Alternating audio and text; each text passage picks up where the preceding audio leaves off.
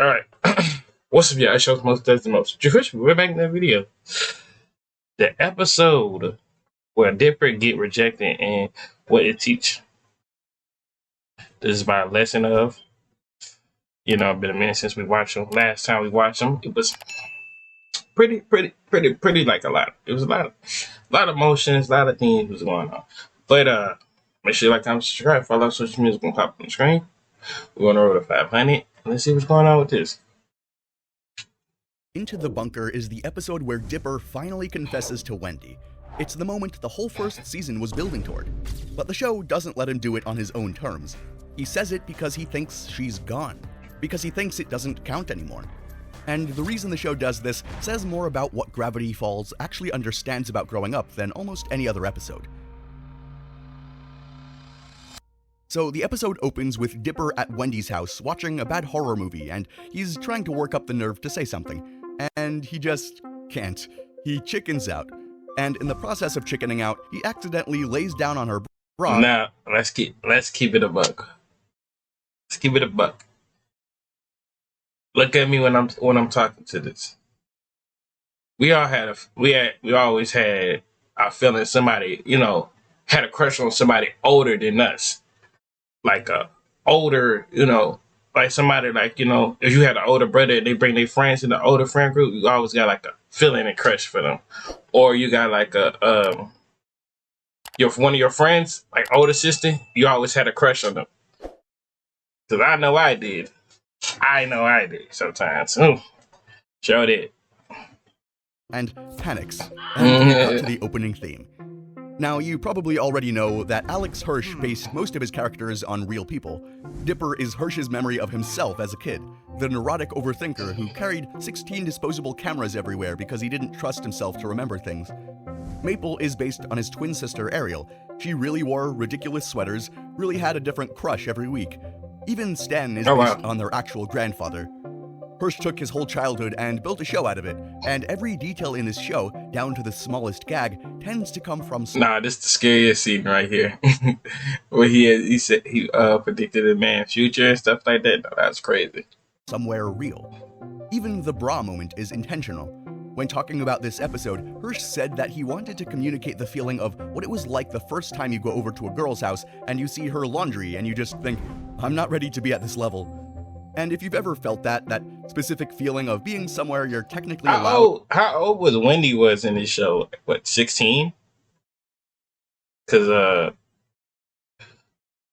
Dipper was 12 years old and he was turning 13? Am I lying? I'm about to look that up. Okay. I gotta do. Come on.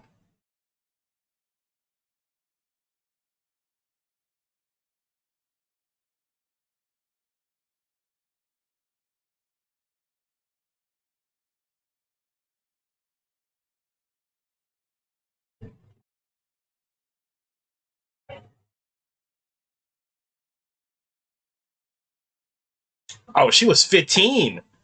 Oh, wow. She was 15. She turned 13 and stuff like... Well, she was 15 and Dipper was just about to turn 13 at the end of the summer. Wow, that's crazy. But your whole body is screaming that you don't belong and that it's awkward, then you already understand what this episode is really about. Because that's kind of the feeling, the whole episode. That feeling of being completely, hopelessly in love, but also out of your depth around someone you think is so much cooler than you, and you might not just belong in their world. And that's the purpose of Wendy's character. She's based on the first girl who talked to Hirsch when he was around 11, as well as some other inspirations from the show's creators' lives. So she was already up on a kind of pedestal before they even started writing her. And Dipper was always looking up. Every kid who's ever had a crush on someone older knows exactly what I'm talking about. Facts. You're fine until they look at you, and then suddenly you forget how your mouth works. Facts. Then you be talking about studying and be like, blah, blah, blah, blah, blah. But when y'all want to know, you ever had built a courage with them and finally told them about you, liking them and stuff like that? It'd be like that. And that's basically what we saw in the first season and this episode. A prepubescent boy suffering in the presence of a girl who is so much cooler than him that he can barely function. So far beyond anything he could hope to understand. And the thing is, you can see why he's suffering. because the episode goes out of its way to show you exactly how cool Wendy actually is. She's the one who climbs the tree like a lumberjack and uses her axe to flip the lever that opens the bunker. She's the one who spots that the author they found is actually the shapeshifter because she notices the picture on the bean can. And when the shapeshifter takes her form, there are literally two Wendys fighting each other. She buries a hatchet in the chest of the fake one. That's pretty badass. And this was all deliberate. Hirsch wanted this to be a standout episode for Wendy. He wanted to prove that she could hold her own on these adventures, because up until this point, she pretty much only existed as someone Dipper pined for. Get it? And she does hold her own, which makes Dipper's whole situation even more... Ain't she end up kissing him, though? Get him a kiss, though, low-key? It's one of them episodes she ended up getting a kiss, or he gave her a kiss. Is that tripping? more painful because I know I remember they trade hats. And she's talking about just look for it next time when you wanted to come back to Gravity Falls for next summer. you think about it, the episode is very obviously making a point to show us how far out of his league she is. She's older, she's stronger, she could be great on her own adventures, right? And he's watching all of this while he's carrying a confession letter in his pocket that he can't I ain't gonna hold you. I hated Mabel this episode because she kept trying to pressure and she was trying to tell on that man's secrets, bruh. Like, golly. Just always a little sister or little brother always knows as hell. Knows himself. Dang, let me build the confidence to talk to a person. But they wanted to make it as, Mabel helped Dipper trying to seek his potential, trying to make his move with Wendy. Like, come on now. Bring himself to read out loud, which Mabel then ends up finding when it drops out of his vest and confronts him about it, to which he responds, "Look, Mabel, I can't tell her no matter how much I want to, so just drop it, okay?" I keep coming back to that line, I can't tell her no matter how much I want to, because he doesn't say I don't want to. He's basically saying that he can't, even though he wants to. The desire is there, but the ability and that gap, the distance between wanting to... Right, Sam. And then I think ain't in the world, Mabel world, they was the same age they could date, but Dipper realized there was a thing that's trying to keep him trapped in there, bro. But Dipper was not going through his that first season, and if this would never happen, Dipper would have been got him, and Bill would have won the whole thing. But he matured, he got to his things, and he got to his bag with it. Be honest, and actually being able to, that's the whole episode. Everything that happens after this, the shapeshifter, the bunker, the near-death experience, all of it exists very intentionally as a plot device to help close that gap. Because when Season 2 got greenlit, Hirsch sat the writers down and asked, what have they always wanted to do that they haven't done yet? Two things popped up on the board. One was John Carpenter's The Thing homage, and the other was 3 words that someone wrote up there, kill the crush. Fan feedback from Season 1 had been pretty clear. Dipper likes Wendy, great, but it's going nowhere, so can we move on and develop it? And that's how we got this episode. But the way they ended it, the way they used a shape-shifting monster to force a 12-year-old boy into the most honest moment of his life with what he presumes to be a dead body, that's where it gets interesting. Hirsch has talked about why The Thing works as a movie. He says the shapeshifter in that film is just a tool to catalyze stress between all the other characters. The monster is really the pressure. Without the shapeshifter, Dipper never is pressured to confess. So the show literally had to build a creature, drop these kids underground, and fake kill Wendy just to force a 12-year-old boy to come out with his feelings. The emotions of this 12-year-old boy are so heavy that nothing short of a life or death situation can crack them open. He just wasn't ready to be honest without it.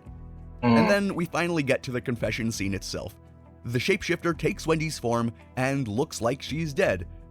Dipper finds her, and as he fights through tears, he finally says it. "I was too scared, and now you could be hurt or worse, and I never even got a chance to tell you. I'm in love with you, Wendy." And then, of course, the real Wendy is standing right behind him. Bruh, this shit made me laugh, said. Cause that's something, bro. It inside of me saying it made me just okay, I can feel him on that. I'm not gonna hold you. I can feel him on that. She heard all of it. Now, after the monster gets dealt with and they're back above ground, Wendy brings it up. In the DVD box commentary for the episode, Hirsch and Rob Renzetti say that they rewrote this scene like 5 times, testing different versions of the lines, throwing them out, trying again, because they didn't want it to feel like a cheap romantic comedy. It was supposed to feel like what it actually feels like when you're 12 and you just said the most terrifying thing you've ever said, and now you're standing there waiting to find out if your life is over. And the real tension in this scene was never about romance. The actual question was, will they still be friends after this? What will it develop into? Because there is a very real version of this conversation where Wendy just pulls away, where she tells him this is too weird and maybe they need some space. That would be a legitimate outcome. And for Dipper, the kid who literally just said he'd rather stay silent forever than become another guy she hates, that was the actual nightmare. That's too saying, like, you don't want to be a terrible nightmare of a fun little crush or female. And I agree with that, bro, because sometimes the females is confusing, saying sometimes they is, though. Not gonna hold you. They low key is, because like what's going on? Like, you know I got feelings for you. You know I like you. And I know you older than me, but like they say age but nothing but a number. But I mean, when you turn 18 or 20 something, I'll be 18, and who knows? Like, But Wendy doesn't do that. I mean, hey, if that kid out for the Sandlot could date that girl from that girl who did the pool deck stuff, the cabin guard. Shoot, who said Dipper can't? My dog Dipper can't. Yeah. The truth warmly and clearly. She's flattered. She's too old for him though, and she would throw herself into the bottomless pit before she'd ever let them stop being friends. Oh wow. She saw the kid's pain, and instead of backing away from it, she walked straight into it and told him there was absolutely nothing wrong with his feelings, and that they could be great friends. If you want a deeper look at Dipper and Wendy's full arc over the show, I broke that down in a previous video about how to deal with one-sided love, so go check that one out. Anyway, there's a moment near the end that I think says everything the show wants you to walk away with. When Dipper has to figure out which Wendy is real and which one is the shapeshifter, the monster copies her perfectly. Her face, her voice, everything. But the real Wendy uses their inside gesture, that zip your lips thing from The Inconveniencing. Something that exists just between the two of them. The shapeshifter can become anyone, it can look like whoever you want it to look like, but it can't fake the memories and all the stuff two people have actually built together. Thanks. And that is what survives this episode. Not the crush, the real person underneath it. And I think Alex Hirsch knew that and knew what he was doing when he wrote this, but knowing it and being able to act on it when you're a kid are two different things, which, funnily enough, is exactly what Dipper's problem is. Because Hirsch has said something about Wendy that I genuinely think could have come out of Dipper's mouth. In the DVD box commentary for the episode The Inconveniencing, he said that they wanted to honor her so much that they couldn't figure out the right episode for her to do it in, because they Sir, if I could show the clip to this without have to cut or trim this part, saying, I promise you, saying this would have been something different. Bruh, this part right here, saying, when it was dancing, and I'm gonna summarize it. They dancing, right? And a song, and Dipper asks, oh, Wendy, you wanna dance? Or something? Or like, boom, she denied him and stuff like that. Robbie took her, right? And she's like, hold on, wait, I gotta do something. Pow! Punched him. Talk about, we getting married tonight. I was like, nah. didn't want to mess her up. He built Wendy from a memory of someone who mattered to him, and he wanted it to matter to all of the watchers who have that similar encounter. And then he couldn't figure out how to write her a full story that made her a full person because he placed her too high on a pedestal to actually touch and was afraid of degrading it. Not using Wendy more as a fully fleshed out character beforehand is apparently one of his biggest regrets from the entire show. They proved right here in this episode that she could carry her weight. Come on now, like right here, you could have told me, saying, you could have told me now otherwise that Wendy did have a little feelings for Dipper now. Like you could have told me now, like come on now. And then barely gave her another chance to do it again until Weird Mageddon. Close up, like you too close to my face. Hold on, saying, you want to kiss her now? Like. Ain't nothing wrong. because the memory behind her felt too important to risk getting wrong and spoiling. Dipper spent a season building clones and stealing time machines to avoid one honest conversation with someone he put on a pedestal, and Hirsch spent a show protecting a character from being messed up because she was built from a real memory that he'd put on one too. The creator got stuck in the same loop as his own character, too afraid of ruining something precious to just engage with it honestly and build her up a bit more so that this moment might have felt more solid. And this episode is the one where at least one of them broke out of this cycle and gave their character some more depth. Dipper spent a full season hiding behind schemes because he was convinced the truth would ruin everything.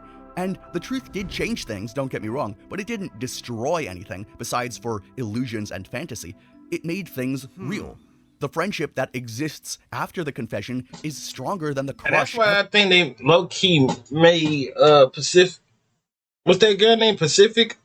That Pacific, that rich girl. She got blonde hair and stuff. That's what I think, low-key. That's why they were trying to ship them to low-key.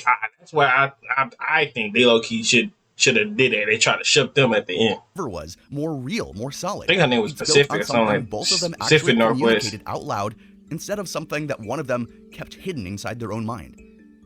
Hirsch could write that because he didn't treat being 12 like something to look back on and laugh at. It's part of your life. It's part of the journey.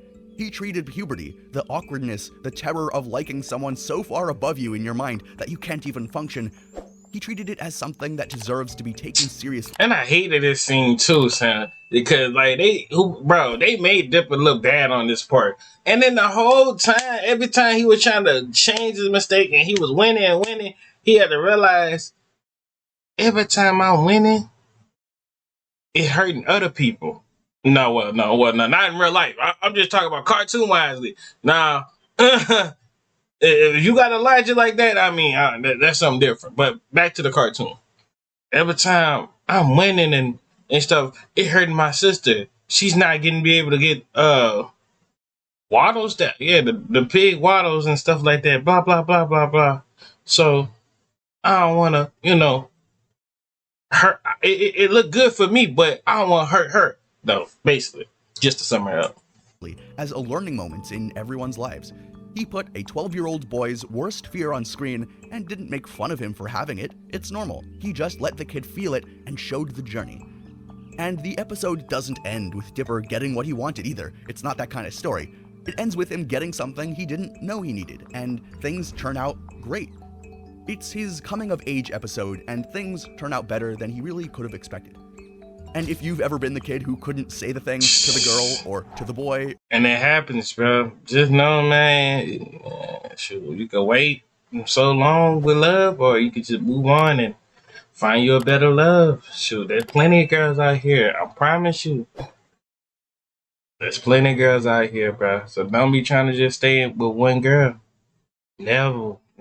Always have you. Just me. Ain't nothing wrong being having a roster. But if you want to have a roster, ain't nothing wrong with having a roster. But if you want to have just one girl to yourself, that's you. You live your life, I'm going to live my life. Just know that. It's what it is. See y'all when I see y'all. Like y'all to the bottom of my heart. And I'm out. Y'all stay safe. Don't do no stupid stuff. And please, be careful who you love. Because later down the line, they might be ugly.